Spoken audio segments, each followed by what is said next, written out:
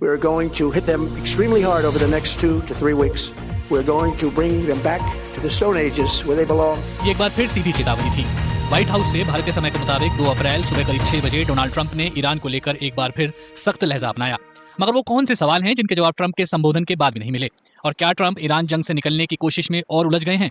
आज पहली खबर में इसी की स्टोन एज में पहुंचाने की बात। पिछले कई दिनों से डोनाल्ड ट्रंप लगातार यही कह रहे हैं कि ईरान को किसी भी कीमत पर कमजोर किया जाएगा, और इस बार भी उनका पूरा संबोधन उसी लाइन पर चलता नजर आया।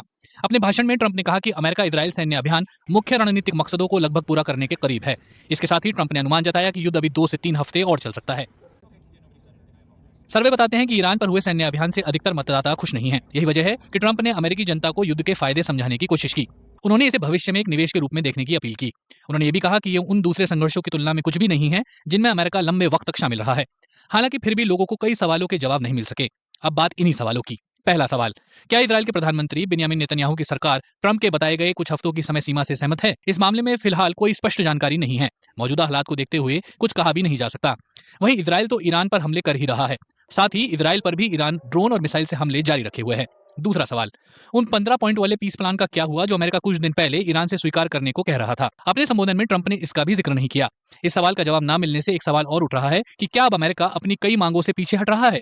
इन मांगों में समृद्ध यूरेनियम के भंडार को वापस लेने की मांग भी शामिल थी। इस पर भी स्थिति कुछ स्पष्ट नहीं है। होर्मुज स्ट्रेट, ये वो तेल मार्ग है जिसे ईरान ने बंद किया हुआ है। होर्मुज दुनिया के सबसे ज्यादा बिजी रहने वाले तेल मार्गों में से एक है। ये रास्ता मध्य पूर्व में जारी संघर्ष का केंद्र बन गया है। हालांकि इसे लेकर भी ट्रंप का कोई तय रुख नजर नहीं आया। होर्मुज के मामले में कभी वो ईरान से कहते हैं कि टैंकरों को रास्ता दें, तो कभी सहयोगी देशों से बोलते हैं कि वो खुद जाकर इस मसले को संभालें। पहले ट्रंप ने 1 अप्रैल को कहा था, होर्मुज पर जाओ और उसे अपने कंट्रोल में ले लो, उसकी सुरक्षा करो और अपने इस्तेमाल के लिए खोलो। इसके बाद उन्होंने महज इतना ही कहा कि युद्ध खत्म होने पर होर्मुज स्वाभाविक रूप से फिर से खुल जाएगा।